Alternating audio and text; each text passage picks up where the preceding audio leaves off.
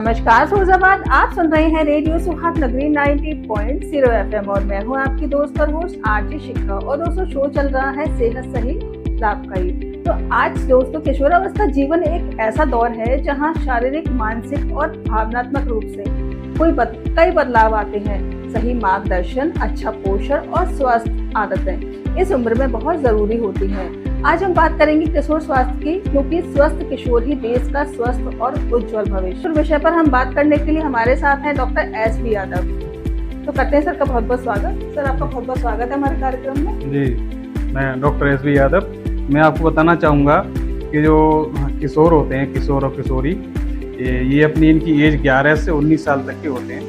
तो जब ये बाल्यावस्था से जब किशोरावस्था में आते हैं तो इनमें बहुत बड़े बदलाव आते हैं। और ये बदलाव को ये लोग अपने बदलाव को उसको दूसरों से शेयर करने के लिए समर्थ नहीं होते हैं और अपने अंदर हेजिटेशन होता है, झिझक होती है, कोई परेशानी, बीमारी होती है तो ये लोग बताते नहीं हैं। तो जैसा आप लोग जानते हैं कि टीनेज किशोर किसी भी देश की एक ऐसी पीढ़ी है, वो देश सबसे अच्छा माना जाता है जहाँ किशोरों की संख्या, स्वस्थ किशोर संख्या अच्छी होती है।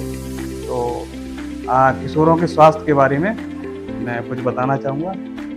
तो डॉक्टर सर, आपने जैसे हमें बताया कि किशोरों के स्वास्थ्य में बदलाव आते हैं, ठीक है, तो कौन कौन से बदलाव आते हैं और वो कितने सामान्य होते हैं, थोड़ा उसके बारे में बताइए। जी, पहले तो किशोरों में जैसे 11 से 12 शुरू होता है 19 ईयर्स तक।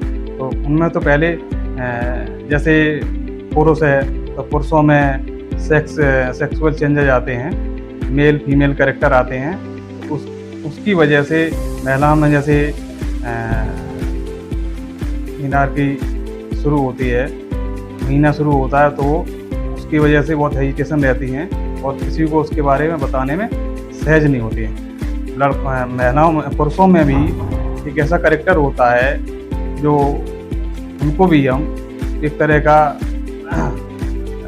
जिसको बीमारी होती है, उसको कहते हैं नाइट विजन।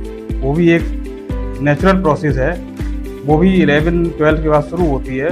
वो लोग किसी से शेयर नहीं करते हैं और उसको बहुत बड़ी बीमारी समझते हैं। तो उनको मैं बताना चाहूँगा ये एक नेचुरल प्रोसेस होती है। इस उम्र पर लोगों में बदलाव आते हैं। इनको आप अपने घर में बड़े बुजुर्गों या पास की सामुदायिक स्वास्थ्य केंद्र जो भी है, जहाँ डॉक्टर आपको उचित परामर्श दे सकें, वहाँ और अपने स्वास्थ्य को ध्यान रखें। तो सर, डॉक्टर साहब, आपने जो हमें बताया टीनेज की बीमारी है ना, इसमें सबसे ज्यादा अनीमिया की समस्या बढ़ जाती है।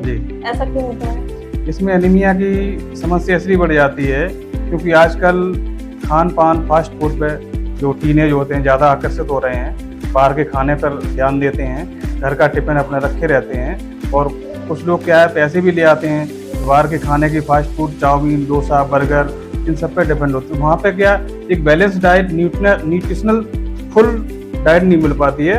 उसमें पूरे माइक्रो और मिनरल्स एलिमेंट्स, जो कार्बो, प्रोटीन, फैट, जो उचित मात्रा मिलनी चाहिए, वो शरीर के लिए नहीं मिल पाती है और शरीर का ग्रोथ भी नहीं हो पाती है। आयरन, फॉलिक एसिड भी नहीं मिल पाता है। इस वजह से शरीर में खून की कमी हो जाती है।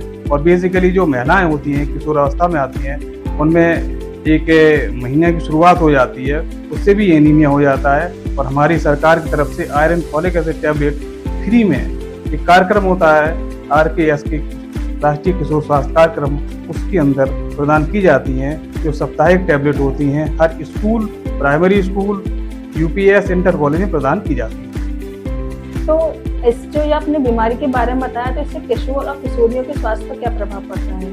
किशोरियों के स्वास्थ्य में जैसे एक जो शरीर में हमने देखा है, आयरन अगर कम हो जाएगा, खून कम हो, आयरन की वजह से खून कम बनता है, तो खून की कमी हो जाएगी। तो खून एक अपना शरीर का एक बायोडीजल मान लो उसे अगर आपको किसी व्हीकल को, किसी गाड़ी को अगर डीजल नहीं मिलेगा, तो भली भांत उसका गाड़ी नहीं चल पाएगी। इसीलिए शरीर अपना भली भांत सारे कार्य जो होते हैं उस ब्लड से होते हैं, पूरे शरीर को, टिश्यू को, ब्रेन को, शरीर के ग्रोथ, हर सेल्स को ब्लड की आवश्यकता होती है। उसी से उसकी ग्रोथ होती है। उसका किसी कार्य में मन नहीं लगेगा,